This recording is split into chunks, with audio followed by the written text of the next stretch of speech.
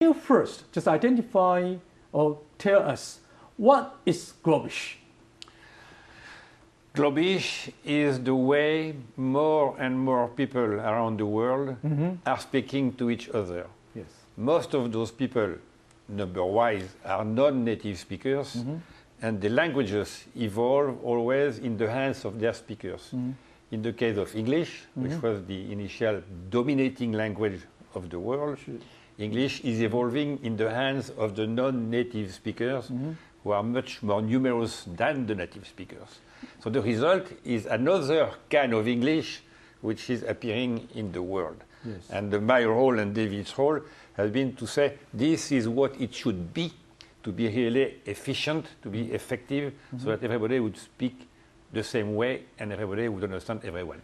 We call it Globish. Yeah, we know that English becomes such an important communication, way or channels for all the people around the world. But why Globish? I mean, just based upon your observations of this internet or even the global business activities or even the mass media, why is Globish or global English becoming so important? Because speaking perfect English like David would do is impossible for me and for many of your countrymen watching this program, Yes. and is not needed. We can communicate, the two of us, very well with a more limited English than the English of the native speaker. So why would you spend a lifetime trying to imitate him, as we are able to communicate very efficiently with much less? Less, in the case of Globish, means more in the terms of results. But just as Mr. Laurier just mentioned that this kind of idea of Globish is an extension of globalization, right? Because of the globalization, the English or this global language, English as international language, becomes so popular, becomes so important to the international communication. But why Globish? A lot of people have used different kinds of words like international English, American English, basic English, or global English, the one I like to use. But why Globish? What's the common ground between the Globish or global English, or any kind of differences between these two terms, or any kind of difference between your Globish and other English as an international language? David, can you just explain to us what do you think about this one? Clearly, globalization is on everyone's mind. Yes. So anything that sounds like globalization, people tend to lump into one category. Yeah. Actually, we're trying to define Globish very carefully as a closed system of natural language communication, Yes. so that people always have a predictable place to go. So that's why we're working to define it, to have rules, to have words, to have things that people will know where they are and how they can communicate with each other. And as you know, English and all kinds of English are kind of open-ended. They're very, very broad in their definition.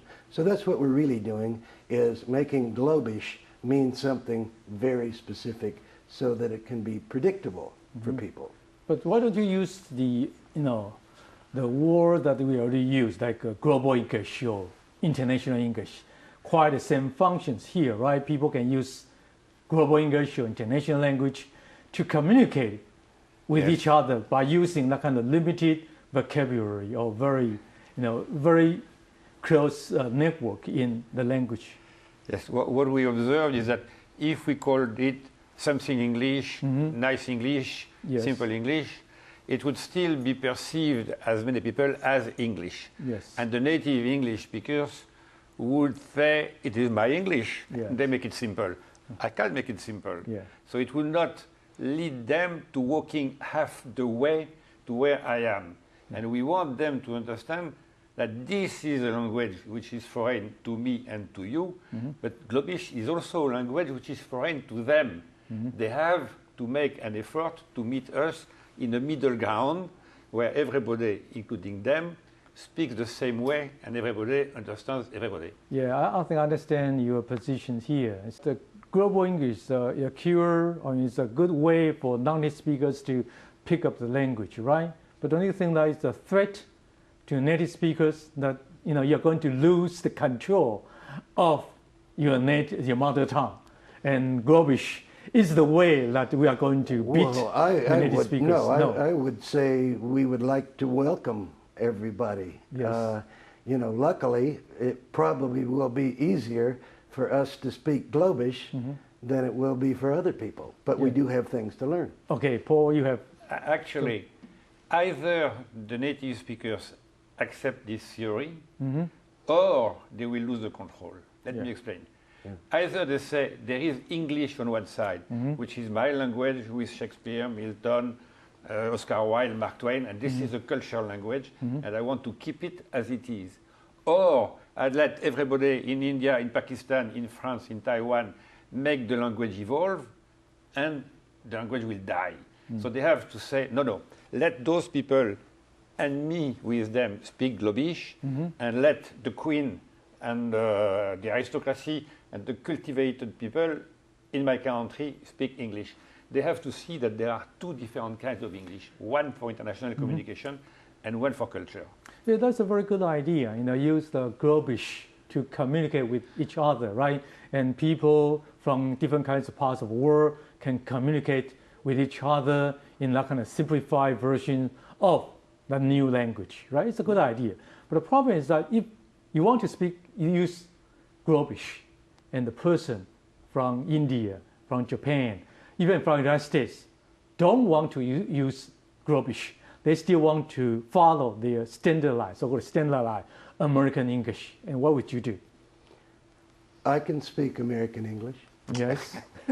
but how about you? I mean, frankly, I think that there will be a period during which there will be people like this who say, no, I don't want it. This is for underdeveloped people like this Frenchman. Yes. I won't do it. In the long term or in the 10 years, they will lose markets. Yes. Because when they will go to Kiev, Mexico, or Madrid, they will find out that people speaking a limited English with locals speaking also limited English will win the contracts and they will lose them. Yeah. So after a while, they will have to adjust. Yeah, again, demands matters, right? If non-native speakers want to do the business with the non-native speakers, they have to speak the language that we can understand. Yes. Like international language, global English, in your case, is Globish. So it's a good idea. I think that is a good medicine for all this kind of international communication. I'm sure you have the same saying that we do, that money talks. Yes, yeah, that's right.